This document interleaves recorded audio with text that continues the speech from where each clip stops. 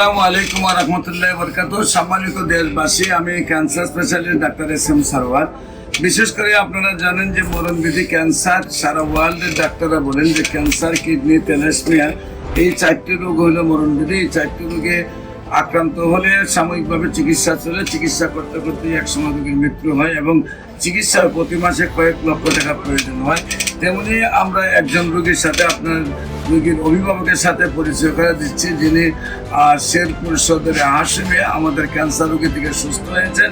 আমরা তার ভাই মুস্তাফিজুর রহমান ভাই, আমরা মুস্তাফিজ ভাইয়ের লাগে পরিচয় হচ্ছে এবং আমরা তার ভাইয়ের রোগীর গল্পটা তার কাছ থেকে শুনি। মুস্তাফিজ ভাই, মূলত উনি ক্যান্সার রোগে আক্রান্ত হওয়ার পরে বিভিন্ন চিকিৎসা করার পরে উনি ইন্ডিয়া যাওয়ার উদ্যোগ নিয়েছিলেন।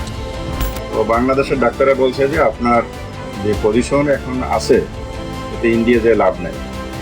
হয়তো বা ওনাকে এভাবে বলে না, ওনার আত্মীয় স্বজন বা আমাদেরকে এভাবে বলেছে যে ইন্ডিয়া যেয়ে লাভ নেই, হয়তো ওনার এইটাই শেষ সময়।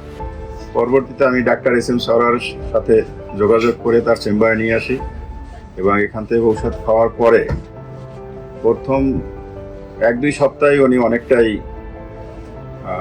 সুস্থবোধ মনে করছেন এবং পরবর্তী মাস উনি নিজেই সেই ঔষধ দিচ্ছেন এবং সম্পূর্ণভাবে ক্যান্সার থেকে উনি মুক্ত হয়েছেন।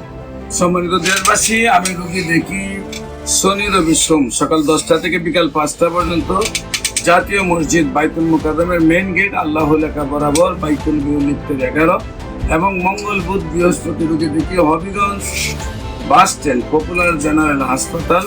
আপনাদের সবাইকে আমাদের অফিস ভিজিট করার জন্য আমন্ত্রণ জানাচ্ছি। পাশাপাশি যে কোনো প্রয়োজনে স্ক্রিনে দেওয়া নম্বরে যোগাযোগ করেন। আসসালামু আলাইকুম ওয়া রাহমাতুল্লাহ।